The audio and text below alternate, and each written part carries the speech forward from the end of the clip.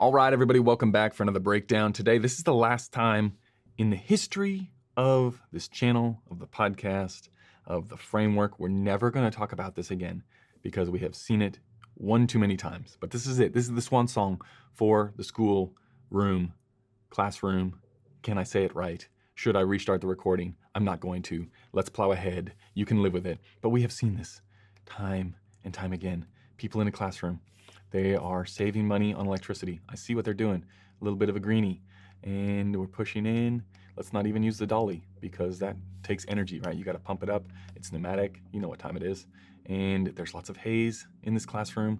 Things are going a little bit strange. This guy, what are you doing, dude? Keep your eyes forward. We're learning about chemistry. This is a beautiful looking little sequence, but this is the exact same lighting every single time. Every single time in these things. And okay, there's only so many ways you can do a classroom and make it look nice, right? There's not like an alternative version of making this look nice. You don't want the windows back here. It doesn't work.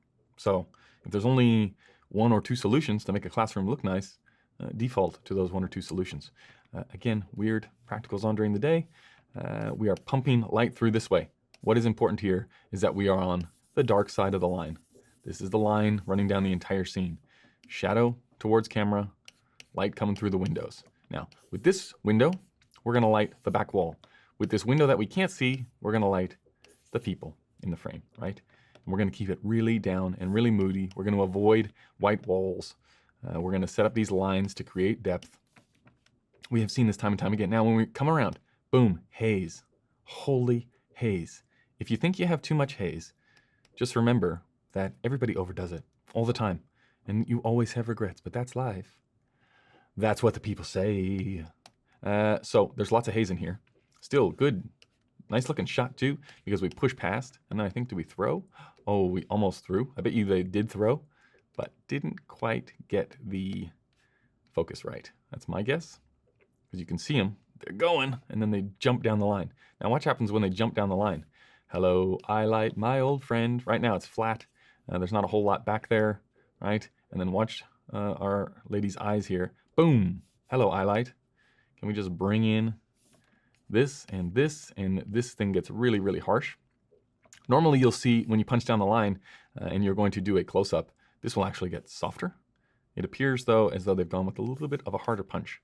And you can sort of feel the contrast, too, right? This guy is looking. He's looking at the monitor off to the left there, and he's questioning the cinematographer, like, are you sure? You don't want to soften that up a little? Seems a little bit crunchy. But what do I know? I'm just a kid. And we pin down. Now that's a good looking frame, right? I like that contrast. Again, light to dark to light to dark. Got dark back there, light, dark in there. Got this little V here happening, and very, very shallow on the anamorphics. If you got a boring scene, go anamorphic and go shallow, right? We're in a classroom. There's kids there. Not a whole lot happening. This lady, again, it's like a theme here. We're going for a little bit harsher light. We're not making her look as good as we can, right? If you don't like the bag look, if you don't like the harshness, you just put a frame over here and soften it up. The danger of putting a frame up in a situation like this is you're gonna get soft light everywhere, and then that mixes in with the haze, and the haze is already making things softer. The light's already gotta travel through it. So you wanna make sure that you're only diffusing her, that you're not diffusing the light going anywhere else in the room, or else it starts to flatten off. You still want, if you're gonna go soft sources, you need to create pools of soft source, or else it just ruins everything and flattens everything off. So it is a little bit tricky, but you look at somebody's work like Bradford Young is very well known for doing it really, really well at a very high level.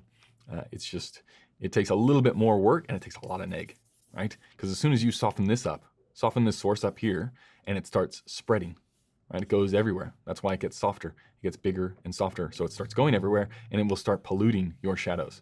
So you got to plan accordingly and have lots of neg over here sucking up all of this light. Also, a bit of a weird toppy down angle, right? To make it a little bit more like she's in trouble. Cut back two, and you can see the same thing in the cut here. Like, notice the shadows here. This is where you want to be living levels wise, and then when we come out wider, you get more level this way because you can't actually get the neg close enough without being in the shot here. Keep going, and I think that's the end of the school scene, and that's probably where we'll leave it. I like that camera move. Would have been happy with that. right? Like how did that one big, it's like a slide and a pan. Then we're back to normal levels there. And what are they talking about? They're probably talking about, now, how do we get the power back on in the classroom? It's like, oh, we could hit the switch. Good idea.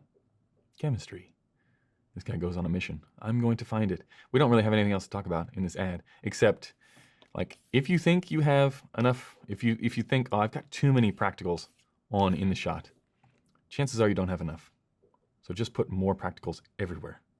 And then get yourself a black pro mist filter. Look at this guy thinking, did I have enough practicals on in the shot?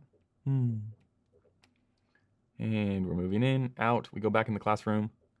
Ta-da. Now, this is a hard one because you're going to try and play it down. Like you're going to try and play the mood down, but you got to pick out the people enough. So it's like knowing the difference between this level of stop and this level of stop. It helps if you have false color. It makes it really, really simple. You don't have to go around metering everything. You can, if you want people to think that you're being busy, you can go around just like, yep. And then you go back to the monitor, you just hit false color and you're like, oh yeah, okay.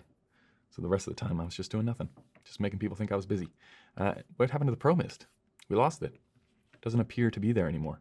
But I also like, you got all these heads in the way there, just creating layers as much as you can. Very well done. Anyway, that we're never gonna look at another classroom shot because this is how you do it. With this window that you can see in the shot, because normally the classroom is gonna be so big, you're gonna have to get all these people in the foreground that you're gonna have to be far enough away from this back wall that you're gonna end up seeing this window. So with that, put the M90 or the 18K, put it that way of the window and shine it into this wall, right? So that gives you like a pattern, like you're soft hobbing the background just to create that light to dark. Then through the other windows, because you're not just gonna have one in a classroom unless it's in a really, not a great environment for kids to be learning. If there's only one window, like let's lighten the mood up. And if you're on a location scout and you come across a school like that, report it, right? That's not good. So you want more windows.